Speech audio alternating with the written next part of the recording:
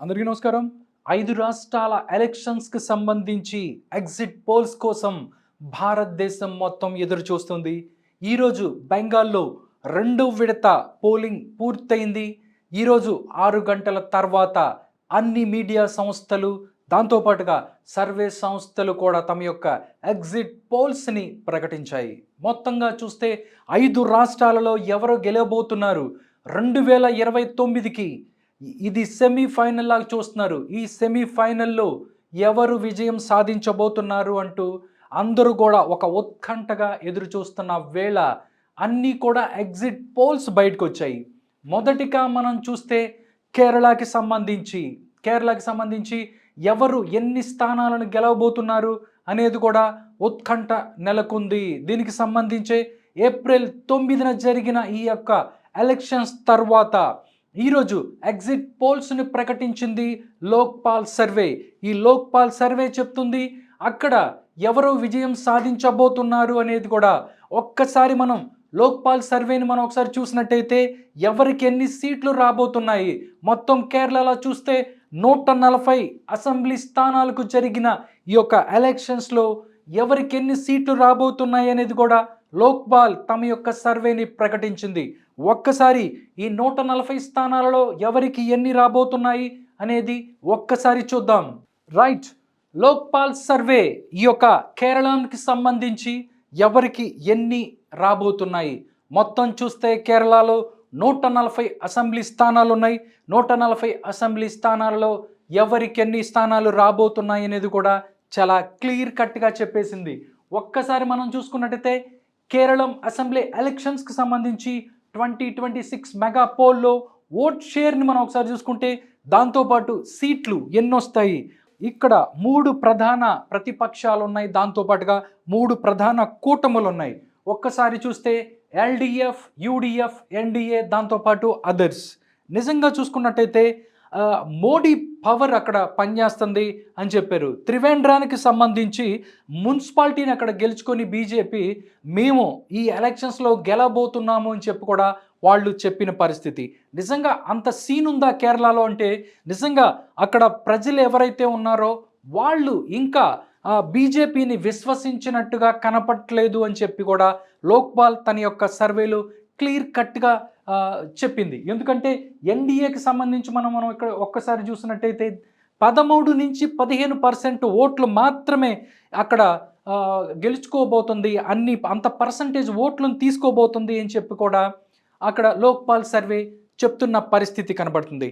ఒక్కసారి ఓవరాల్గా చూసుకున్నట్టయితే 2029కి సంబంధించి ఏదైతే సెమీఫైనల్ ఇది అనుకుంటున్నారో 29లో గెలవాలి, మళ్ళీ మోడీ ప్రధానమంత్రి కావాలి అని చెప్పి ఏదైతే బీజేపీ భావిస్తోందో దక్షిణాది రాష్ట్రాలలో తమ పాగా వేయడానికి మేము రెడీగా ఉన్నాం అని చెప్తుంది.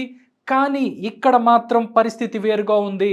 ఎందుకంటే కేరళకి సంబంధించి మనం చూసుకున్నట్టయితే బీజేపీ 13 నుంచి 15% ఓట్లు మాత్రమే అక్కడ సాధించబోతుంది అని చెప్తుంది లోక్పాల్.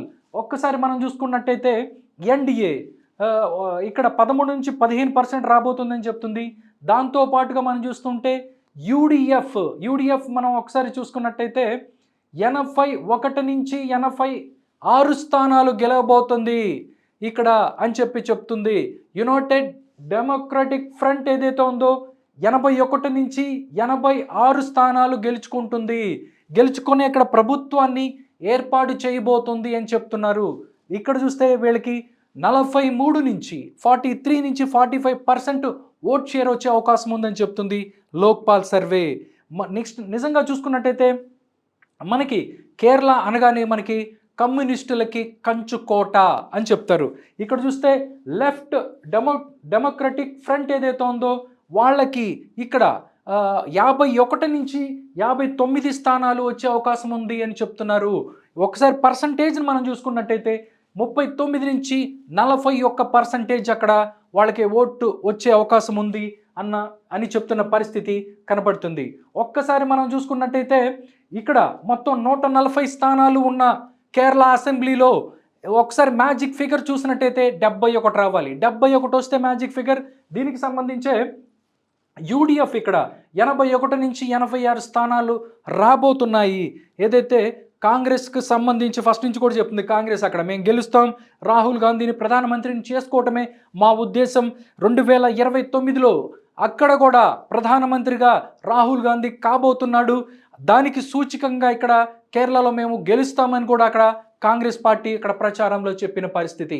అదే నిజమంటూ కూడా సర్వేలు చెప్తున్న పరిస్థితి. అక్కడ కాంగ్రెస్ పార్టీ 80 నుంచి 86 స్థానాలు గెలుచుకొని అక్కడ ప్రభుత్వాన్ని ఏర్పాటు చేయబోతుంది అని చెప్తున్నారు. ఒక్కసారి మనం చూసుకున్నట్టయితే అక్కడ లెఫ్ట్కి సంబంధించి లెఫ్ట్ పార్టీలు ఏదైతే ఉన్నాయో పినరయి విజయన్ నాయకత్వంలో అక్కడ లెఫ్ట్ పార్టీలు ఎప్పటి నుంచో కేరళను అభివృద్ధి చేశాం, ఇక్కడ మేము కేరళని ఒక మంచి స్టేట్గా తీసుకొచ్చాము కూడా మాట్లాడిన పరిస్థితి. కానీ ఈ ఎలక్షన్స్లో మాత్రం అక్కడ లెఫ్ట్ పార్టీలకి ఎదురు దెబ్బ తప్పదు. అక్కడ వాళ్ళు ప్రతిపక్షంలో ఉండాల్సిన పరిస్థితి రాబోతుంది అని కూడా చెప్తున్న పరిస్థితి కనబడుతుంది. టోటల్గా ఇక్కడ చూసుకున్నట్టయితే ప్రొజెక్టెడ్ సీట్ చూస్తే ఎల్డీఎఫ్కి 51 నుంచి దాంతోపాటు 59 స్థానాలు రాబోతున్నాయి. ఓట్ షేర్ చూస్తే 39 నుంచి 41% ఓట్ షేర్ రాబోతుంది. నెక్స్ట్ మనం చూసుకున్నట్టయితే యూడిఎఫ్కి సంబంధించి అక్కడ యునైటెడ్ డెమోక్రటిక్ ఫ్రంట్ ఏదైతే ఉందో అక్కడ 81 నుంచి 86 స్థానాలు రాబోతున్నాయి. ప్రభుత్వాన్ని ఏర్పాటు చేయబోతుంది కాంగ్రెస్ పార్టీ, దాని కూటమిలోని అని చెప్పి కూడా చెప్తున్న పరిస్థితి. దానికి 43% నుంచి 45% ఓట్లు వచ్చే అవకాశం ఉంది.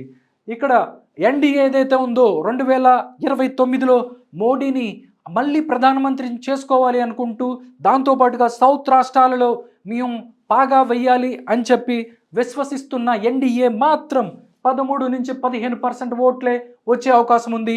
0 నుంచి 2 స్థానాలు మాత్రమే వచ్చే అవకాశం ఉంది అని చెప్తుంది.